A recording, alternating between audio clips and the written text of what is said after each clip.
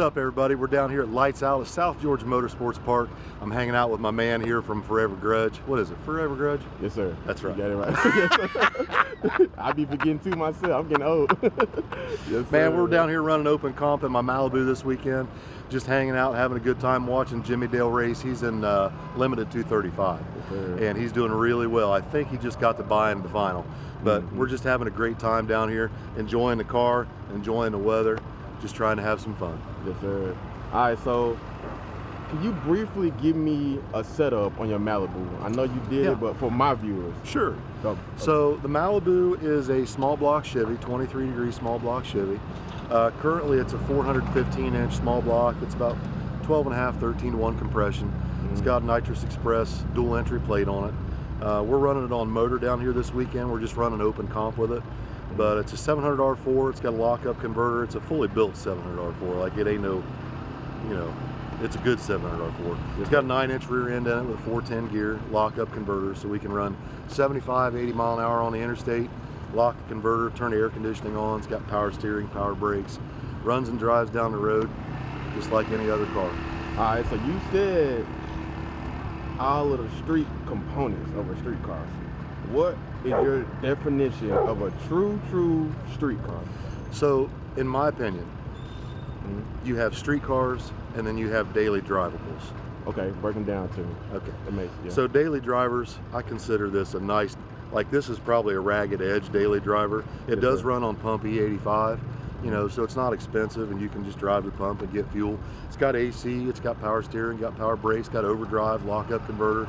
I can drive this thing anywhere I want to go. I drove it home from Florida last winter, all the way back to Ohio. Drove through the rain, drove through the snow.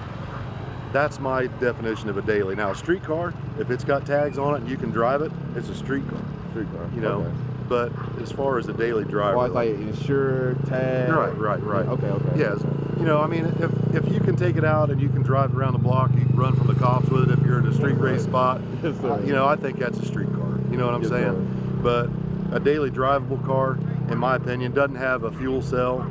You know, doesn't have a shut-off switch on the back. Like, this car's still got the battery up front. It's still got everything in it. The original radio's still in it. That's just my, you know, that's my personal opinion. You know what I mean? This is what I like. I didn't build this car to race it.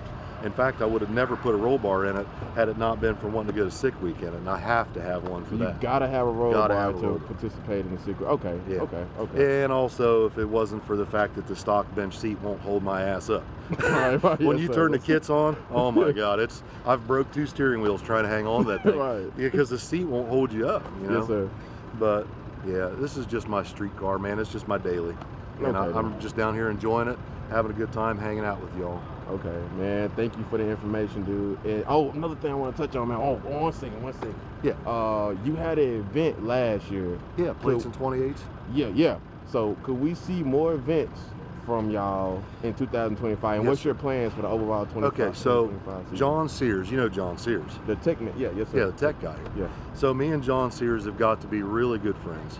I have a lot of respect for John. I don't know anybody that lives, breathes, and eats drag racing like John Sears. Yes, sir. And I did that event last year to help my local track out, Edgewater Sports Park. And I only had 3 weeks to put it together. The event page was up for 7 days.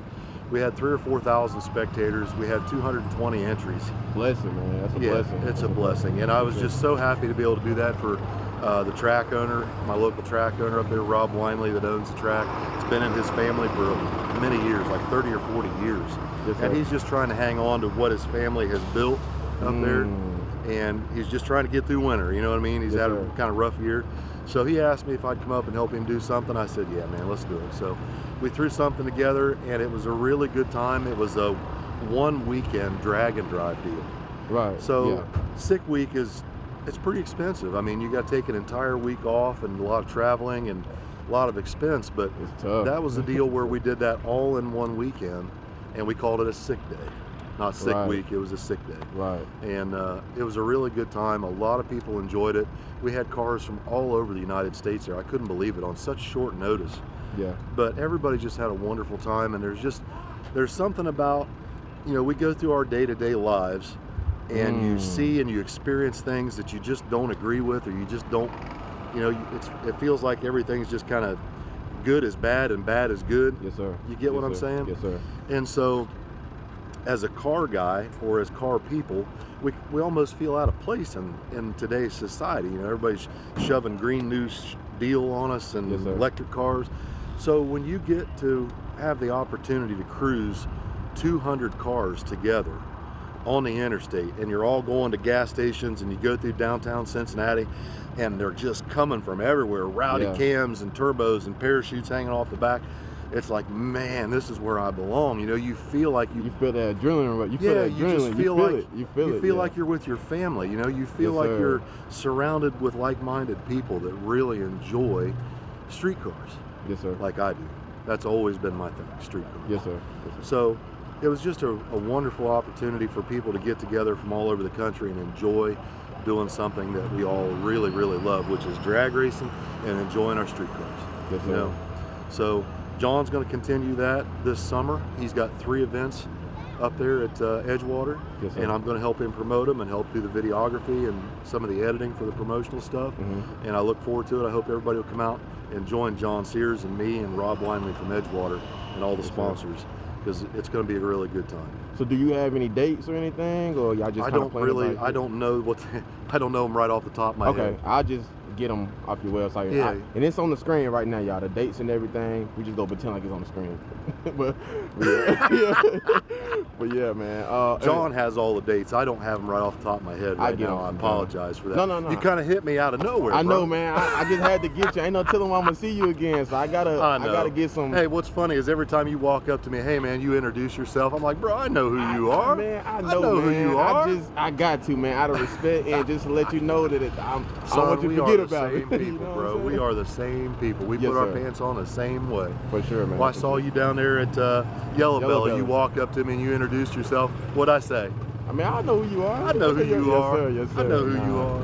I just reposted that video, by the way. Did you when really? I ran your son? Yes, sir. Yeah, you foot raced my boy down there at Yellow Belly. Here we go. Forever Grudge, Billy the Kid. Here we go. Race, go.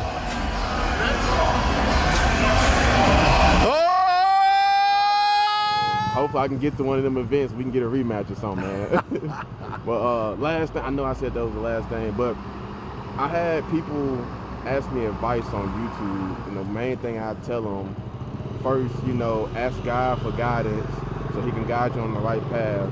Second, and I asked Jay Malcolm this too, and he the one that told me about being consistent. That's the biggest, that's one of the biggest goals that you gotta achieve with the social media and the YouTube thing. YouTube, you know, and I wanted to know, like, how did you, and I meant to ask Jay Malcolm this yesterday, but he left, and I feel bad because I promised him an interview. But what's the biggest thing when it comes to your YouTube channel, and how did you start it, and how are you so consistent? Because you're posting consistently good quality videos, not just, you know, some beat bull crap. No, it's good quality videos with the voiceover. You watch that stuff? Come on up here. We're gonna Do I not supposed to? No, but it's great quality videos, and I can tell you take your time with it. So, what's your biggest?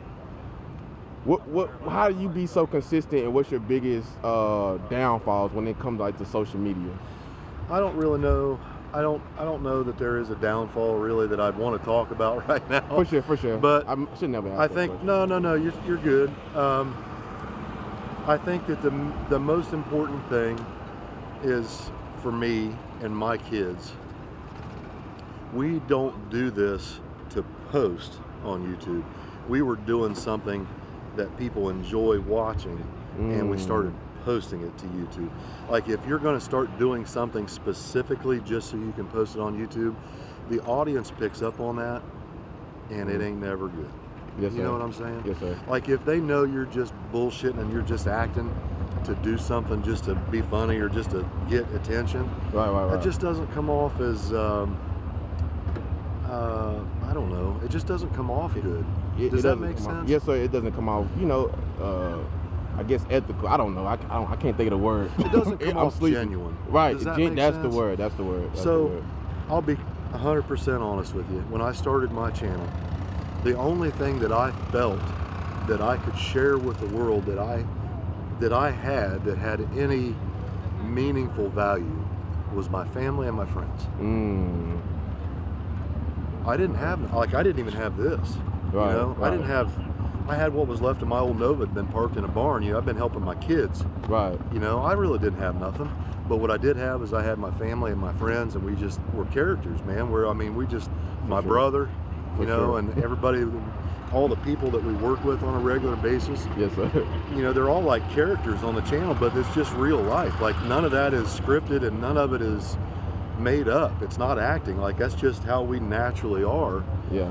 And so I feel like that comes across. Like, and so if you've got that, if you've got something that's genuine that you feel that you can share, right, people are going to watch. I mean, if they like that, they're going to watch. For sure. And if you're just doing something just to throw mud at the wall, just throw something up there, I just don't feel like it comes off very genuine, and people, they pick up on that. Right. You know what I mean? And it's so, and once you, like, if you're going to start a channel and you start off that way, man, once you get that, I don't know, branded as just being like a poser or just trying to do something to get attention, that's hard to shake off.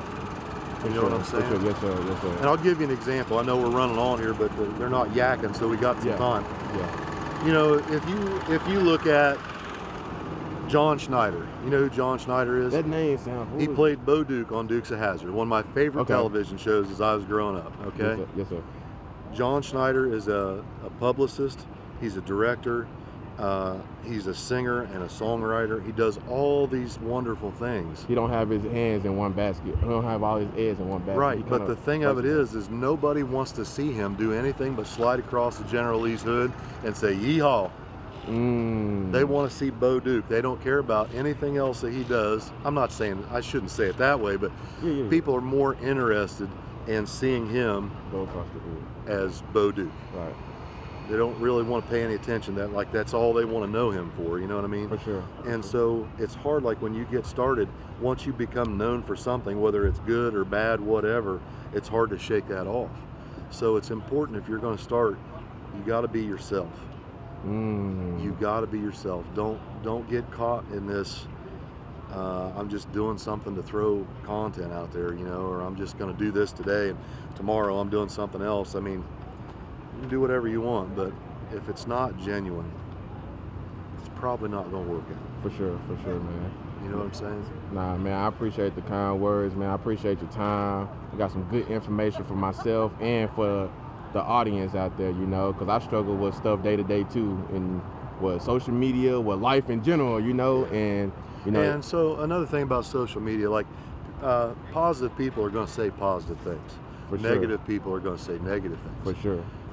And sometimes there are situations where, you know, you just can't help yourself. You just got to call something out. If it's bad, it's bad. If it's good, it's good. But you'll find that good people are going to say good things, and people that aren't happy in their own personal lives are going to say negative things. And so if you're going to be on social media, you have to take that into consideration. Yes, sir. You can't take everything personal. Like, I've been run through the mill, you know. Yes, sir. Yes, sir. It is what it is. Yes, sir. But you know, they're just making fun. That's just I call them just trolling. I call them just trolling, man. I'll be honest, some of it is funny as hell. I laugh at it. You know, I'm laughing at it. Yeah, but, for sure. You know, you really gotta have some self-reflection and think about, man, why would people think that, or why would they say that? And maybe there's things that I need to change, you know, so that people don't feel that way. And I seen you make a post like last week or so about mental health. So I felt that like heavy, man. So yeah, I mean, you gotta be tough. You gotta really be tough, and you gotta try to do things and make moves that protect your personal space and your mental wellness. For sure. You know what I mean? If somebody or something is in your life that is not a positive influence, that's not leading you in a good direction, if it's not giving you a good a thought process from day to day, if there's something that just drags you down a dark path, bro, just get rid of that. For sure. Just get rid of that. You don't want to go that route. And I've had to do that myself, man. I've had to do that myself, and it's a hard thing. It's a hard thing. Well, it's worth it. Yeah, stay strong, man. Like I said, you motivate me, so a lot of y'all do, man. You motivate me, bro. Look, you're out here all weekend. Oh yeah. You're out here all weekend with this camera. I see you everywhere doing the interviews and stuff, bro. I don't know how you do it. Oh man, it's just, I mean, I think it's when you something you genuinely like or love it. It don't matter how much it costs, you just want to do it. Yes, you know, I think it's just about the love of it, man. I can't really explain. Love drag racing. People ask me all the time, like, I know the basic stuff about cars, but I just love highlighting the good in people. I don't know if that makes sense or not, man. It just, man, there's good energy up here when somebody wins. You know, that you see people cheering, and it's not so much that they're not happy for the other person if they got down the track and didn't crash, but it's just a vibe. Man. Yeah, that's it. And I can't really, because people ask me all the time, how do you do it? What inspires you? I'm like, I just love it. You know. So it ain't work, is it? Yeah. You don't feel like it's work. Sometimes it can be when you come to editing and your laptop crash and your SD card ain't working and your camera messed up. That's the work part. But as far as coming out here, you know, filming, acting stupid. Like B-roll. Like filming B-roll is one of my favorite things. If you watch my channel, it's all, you know, a lot of it's B-roll put to music because I enjoy that, you know. So it takes editing is not fun. But if you can edit it in a way that you enjoy it, yes sir, it's not as much of a job. Right, you know? Right. And so I really, if you watch any of my videos, you watch my stuff, you probably notice that I have a genuine love for videography. I really do. I love getting the drone shots. The drone shots are crazy. Oh man, I love that stuff. I don't know how you be doing it, because I watch your videos. You'll have a car going down the interstate and the drone just catches it. I'm like, how you do it? But it's good work, man. I don't know if anybody told you, but pretty sure people have. I'm just telling you face to face, like it's great work. But I'm impressed that you watch that stuff. But not even just like your videos, like. And me, I'm the type, like, I like the person behind the camera too. So you can have a dude that make dope content, but if he's an asshole, it kind of makes it look, you know what I'm saying? Yeah. It's just like if you see a pretty girl and she got a bad attitude, make it look like, you know, but you're a good, from my understanding, you always been good to me. I always seen the positive in you. Bro, you've always been supportive of us. You've always been good to us. We always see each other, give each other a hug, and I'm always happy to see you. For sure. You're always happy to see me. It's all love, man. Oh, for sure, man. Well, I'm gonna let you get back in your zone, man. I love you, man. Thank you so much for your time, dude. Brother. Thank you, man.